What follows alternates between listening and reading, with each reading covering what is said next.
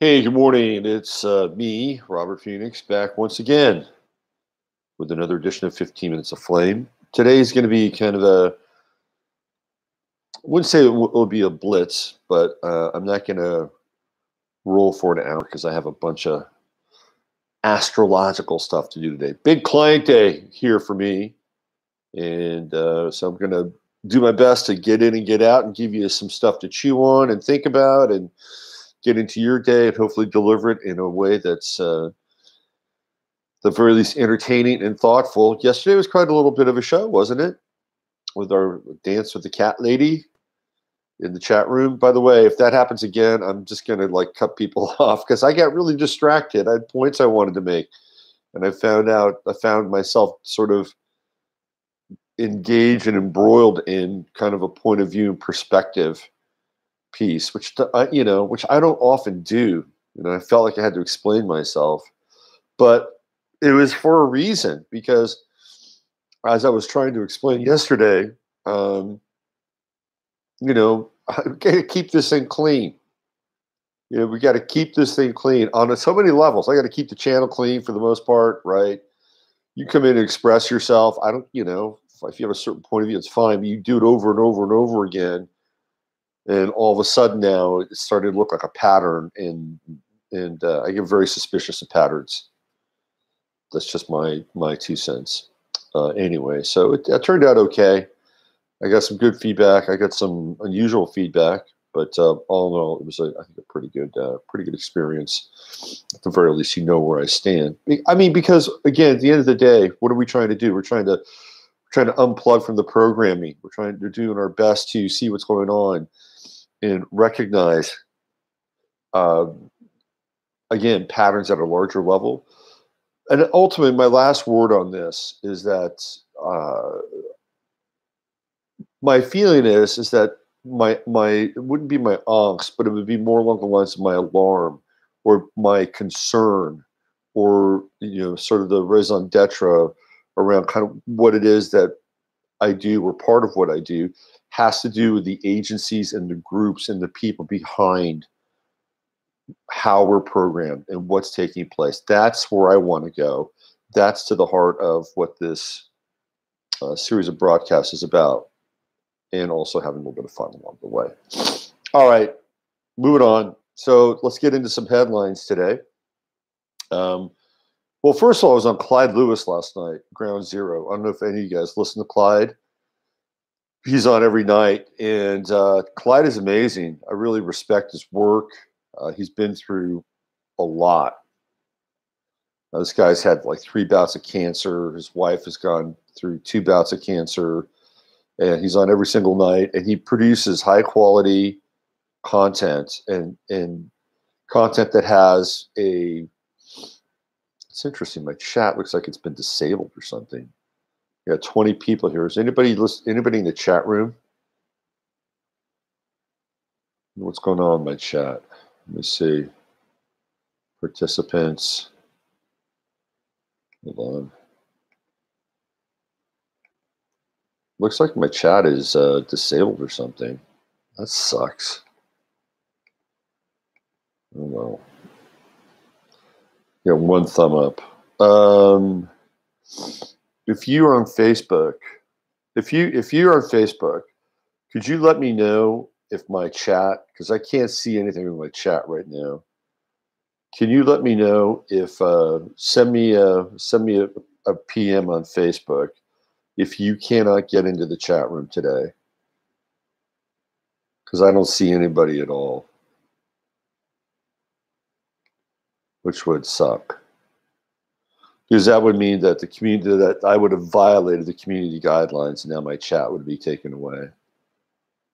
So if you're watching, and I know there's some crossover with a lot of you in Facebook, could you just send me a PM on Facebook? Because like I said, I'm having issues with the chat. And I'd like to make sure that that's actually functional and working. Let me just see what we got here on Facebook. Give me 1 sec. Here we go. Gang's all here. I can't even see you guys. Interesting. I got another text here. One sec, in the chat. Yeah, I can't see you. I don't know what happened. Chat is not for my eyes. Hold on, let me just go back into this one more time. Apologize here. Okay, well, you're on your own. Chat away. I guess that's one way of being able to stay focused and not be able to see anybody. Anyway, so I was on Clyde Lewis last night. You can check. I don't know if Clyde really archives his shows. He might, but it was very interesting. We talked about the future. Let me see what's going on. I got one more ad. Let's see what we got here. Chat is on. Thanks, Renee. I can't see it for whatever reason. It is not part of my purview today. So you guys have a party in the chat room. I'll circle back later. Anyway, we talked about the future last night, and it all started with Clyde had this idea about Revelation in the book of Revelation and how it's this kind of quantum field that basically influences the past from the future. And it was really interesting, and we got into some stuff, and I went out as far as 2025. That's the big year, by the way, from an astrological perspective. 2025, Pluto in Aquarius, Neptune in Aries, Uranus in Gemini, Saturn in Aries. Boy, there's no Earth, there's no water in the outer planets in 2025. Also, the thing that was interesting about 2025 is that Pluto in Aquarius and Neptune in Aries are two of the main outer planets that are visible during, well, not visible, but they're part of the astrological pantheon and mix that was around in 70 AD with the fall of the Second Temple. So if there's any astrological correlation with the construction of the Third Temple, that would be it. So we're looking at 2025 as being a big date on the horizon, which I'll be 75 in 2025. Wow. It's kind of mind-blowing, isn't it? Really mind-blowing. Shoot. No, I'll be 65. I'll take that back. Need a little more coffee. So something interesting happened last night in Washington, D.C. There was a terror plot. And it was dealt with and dispatched. And this happened while I was on the air with Clyde. So I decided to look at it. Can't really find a lot of news around it. But it actually winds up sort of conforming to how these things unfold. I'm going to read this to you. This is from CBS 46, which is from Atlanta, because the terror suspect originated from Atlanta. He's 21 years old, and he's from Cumming, Georgia. He's facing serious charges after federal agencies say he planned to attack the White House. The suspect, identified as Hasher Jalal Taheb, is charged with the intent to destroy by fire or explosives a building owned by the U.S. According to a criminal complaint, an anonymous tip was reported to a local law enforcement in March of 2018. Okay, so we're going back almost a year ago.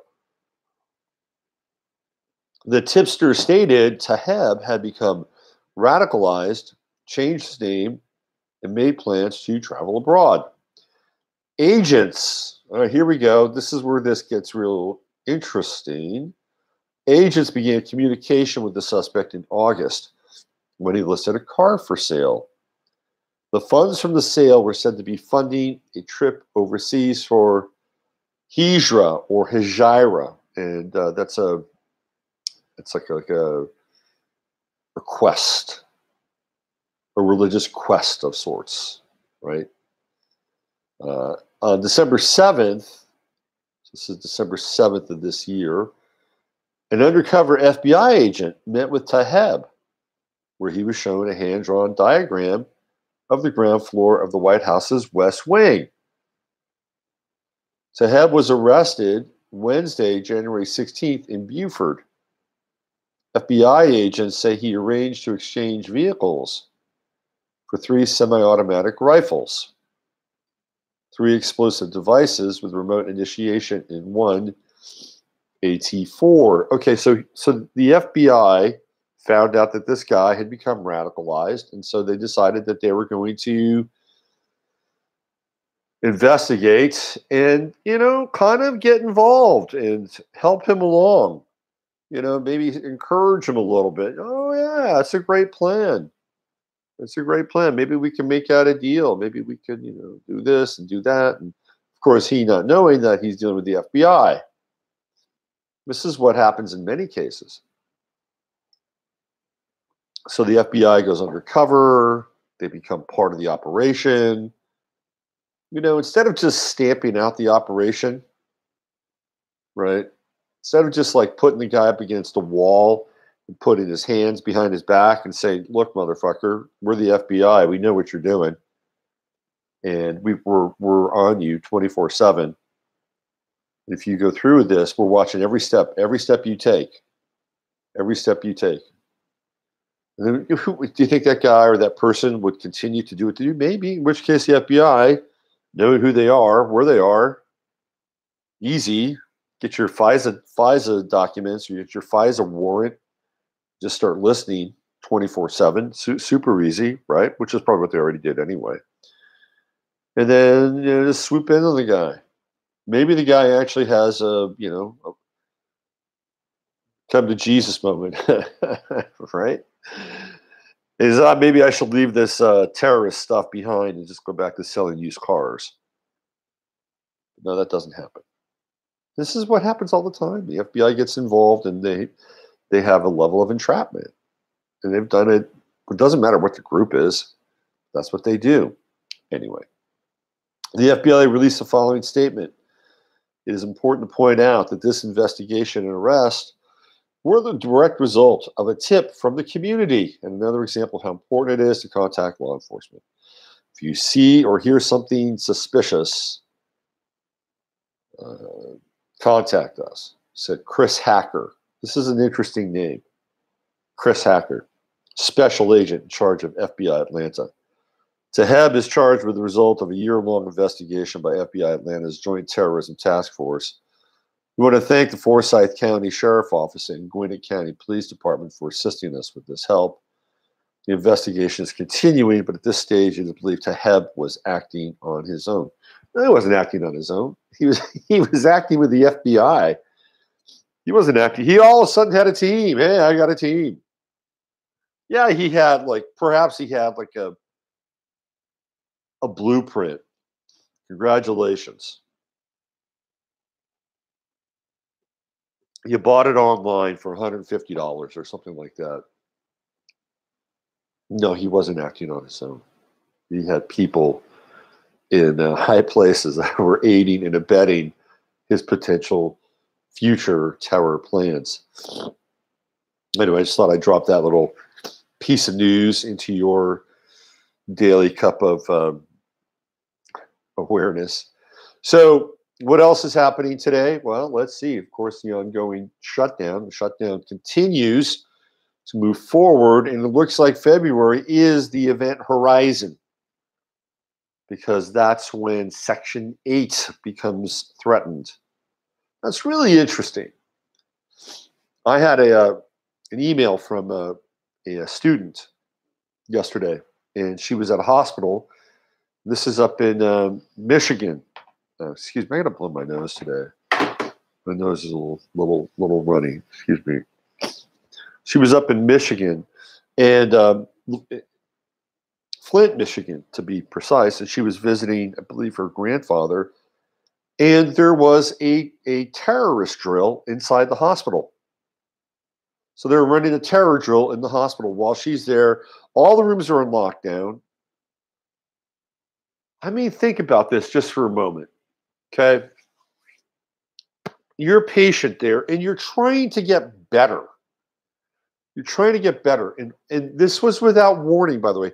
They didn't walk around. They didn't go to each room and say, and we're going to be having a drill here in about 15 minutes. So there's going to be alarms. and we're going to have to shut your door, but that's okay. It'll last about another 20 to 25 minutes after that. There's no, you don't have to be alarmed, or you don't have to be concerned, you have to be worried. None of that happened. None of that happened. So all of a sudden, this alarm goes off, everything goes on lockdown. You got a hospital full of people who are now in a heightened state of trauma. My God, is nothing sacred? I mean, come on. It's like, and apparently they, of course they do this more than once, because you got to get good at the drills, because you never know when that terror threat's going to come walking through that door with explosives strapped to their body from head to toe, with AK-47s and whatever other weaponry they choose, just to brutalize people for no apparent reason, some existential threat, or whatever it is they decide that they want to assign to that value or lack of thereof. So here's what I'm getting at. There's money to do these drills. Obviously, it's a government. Do you think DHS is suffering? Do you think DHS is being shut down? No. Do you think aid packages for foreign countries are being shut down? No. Okay, well, so the government isn't completely shut down, but something's going on here. Now, Trump apparently is running afoul of his constituency, which I'm not sure I completely believe, because that's a hardcore constituency. And see a recent CNN poll, CNN says non-college educated Trump supporters. What does that bring up in your head, by the way? Non-college educated. It's, when I read that headline, I was, let me see if I can even find it. Let me see if is this it? No. Non-college educated Trump supporters. When I read that headline, I immediately went into this reflexive kind of model in my head about who these people might be and what their day-to-day lives are like, and what their jobs are like, and what I know. And it was like, it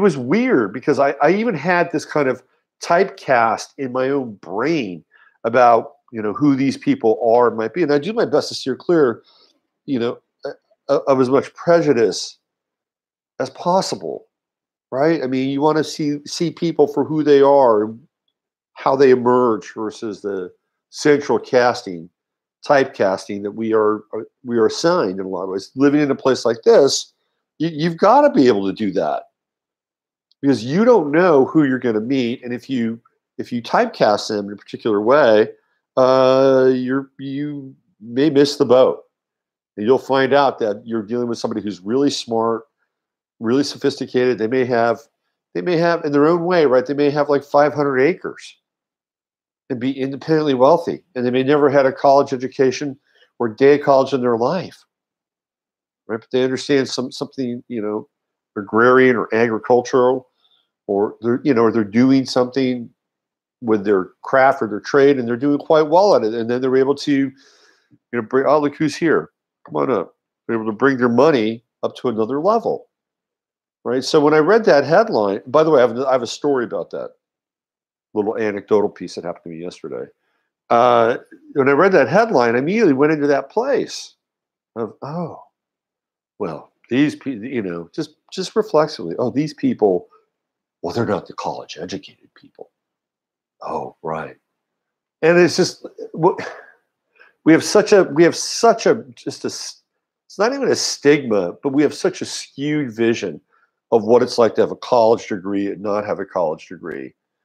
And if you have a college degree, all of a sudden you're in this rarefied air.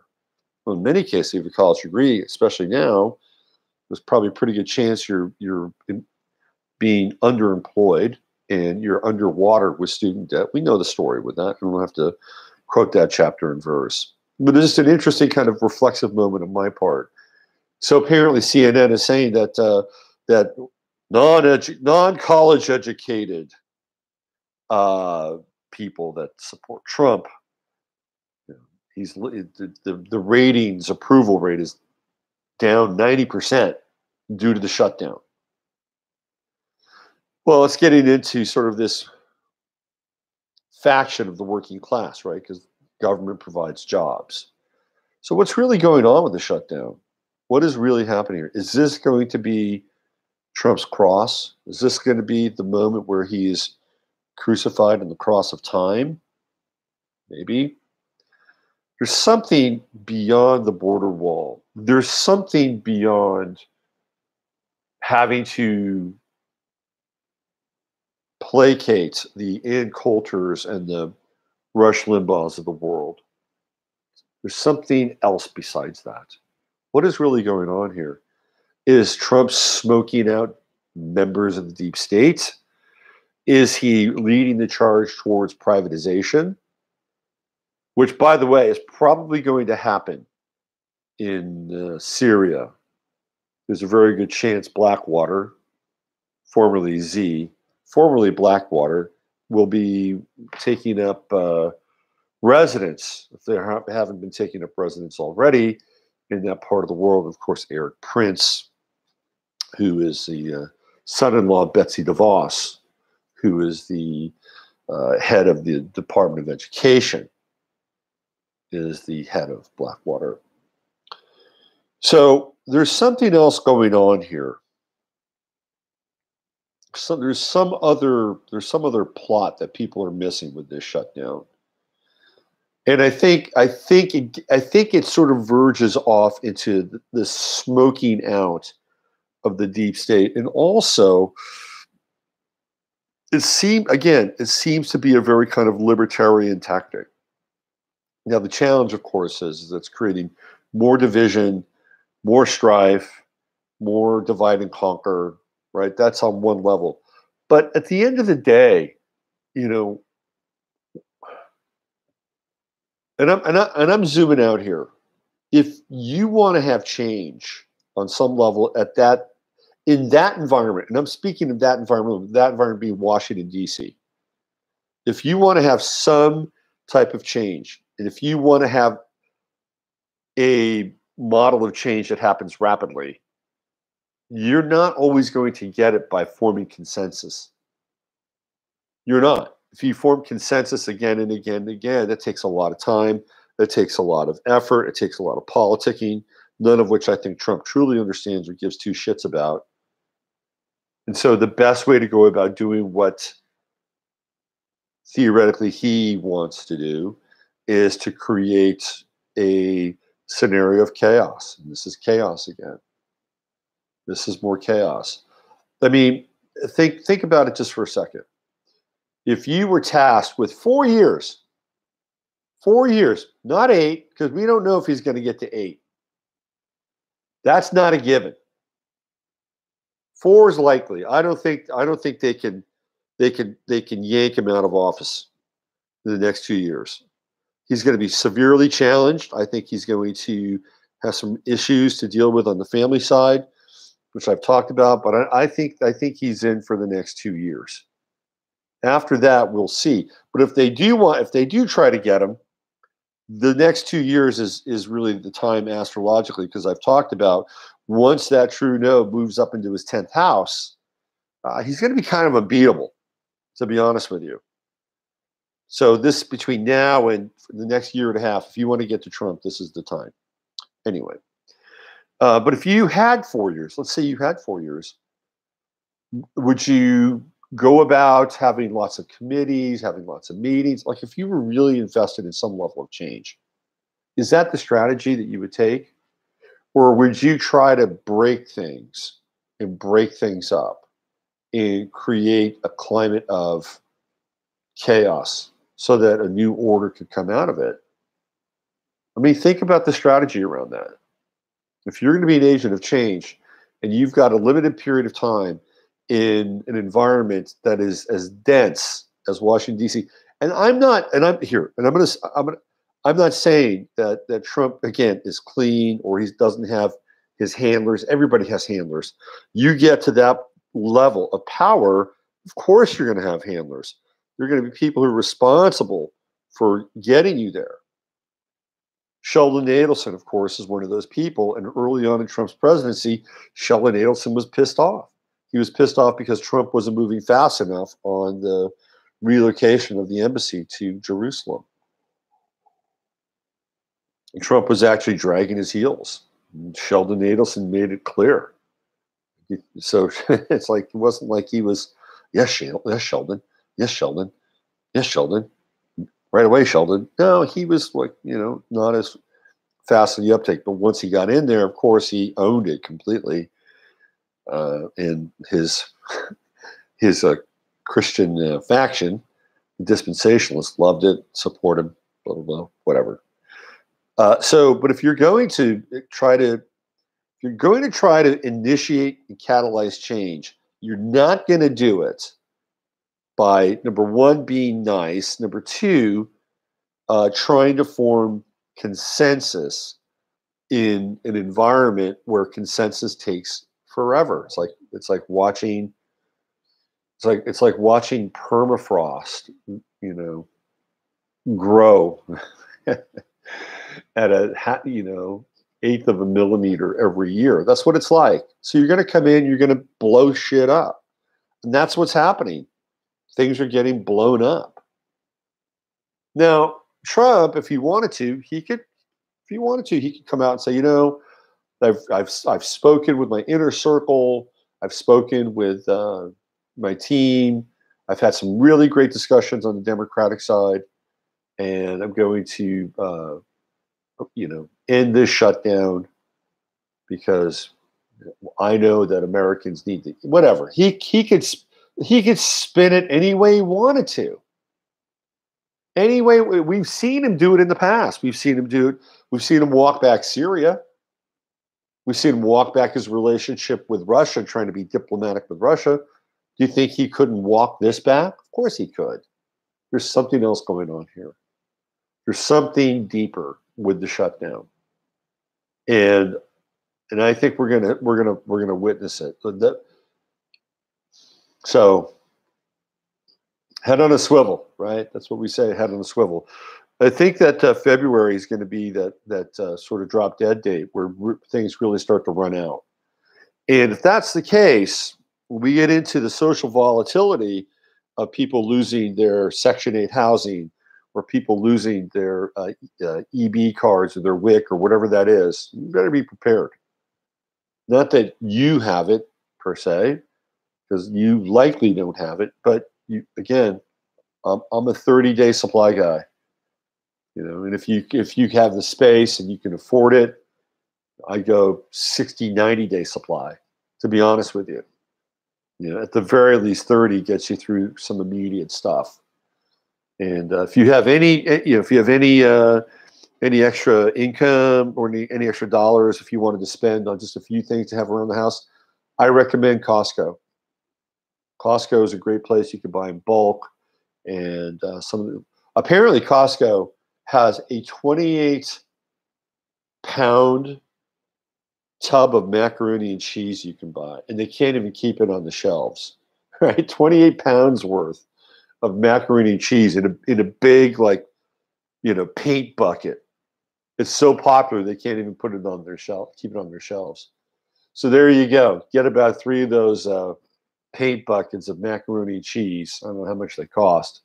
Keep them around, and you'll have comfort food for the end of the world. Right? Anyway, what else is going on? We got the shutdown. Oh, another little interesting item today. There is a watch company called Edgard, Edgard, Edgard. And Edgard has created an ad in response to Gillette. And it's about their watches, and it's about the value of men and the value of men who wear watches. This is a very interesting sort of salvo across the bow of some of the territory that we've been covering over the last 48 hours. And immediately they're receiving backlash and criticism due to their ad. Watches are one of those things. They're a guy thing. My father was really into watches. He was a big watch guy.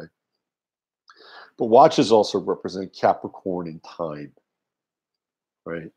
And one of the things that I've talked about with Capricorn, as a sign, it has the potential of moving backwards and forwards at any given point in time, because that's the nature of Capricorn. If you look at the position of Saturn, Saturn looks out to the outer planets, and it can also look into the inner planets.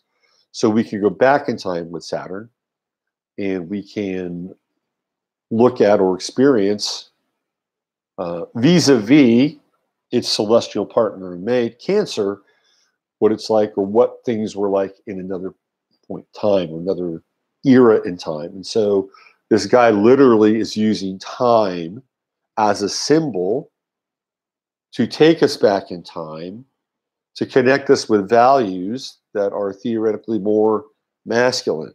Very interesting.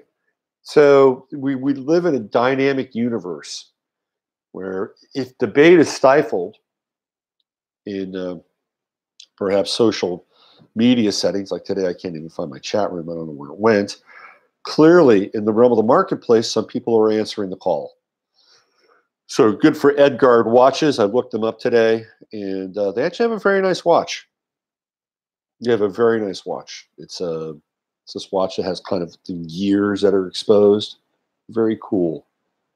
I might even invest in one, even though I wear watches. Haven't worn a watch in a long time. I did have an astrological watch one time. That was pretty cool. I had a watch where I could like look at where the planets were and stuff like that. That was pretty awesome. It was great at parties.